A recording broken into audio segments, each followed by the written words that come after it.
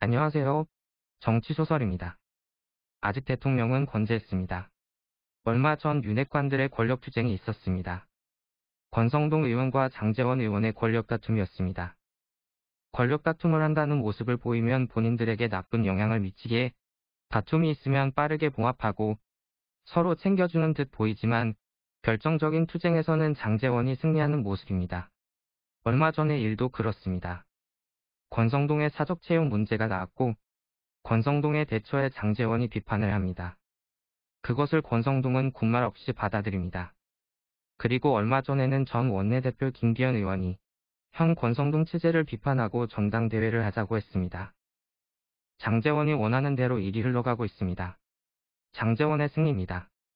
그리고 장제원의 승리는 아직 대통령의 힘이 국민의 힘에서는 건재하다는 것을 보여줍니다.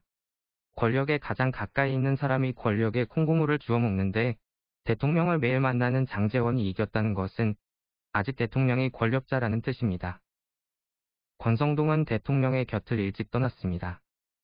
이 정도 했으면 자기가 대통령의 측근이라는 것을 모두 알 것이고 자기의 능력이면 당에 들어가서 크게 정치할 수 있을 것이라고 생각했을 것입니다.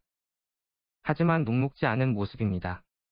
장제원은 계속 대통령 곁을 지키고 있습니다. 아들 음주운전 재판도 걸려있고 좀 더 머물면서 챙길 건 챙기고 총선 때도 이득을 보려는 생각인 것 같습니다. 지금은 장제원이 유리하지만 과연 앞으로도 그럴지는 모르겠습니다.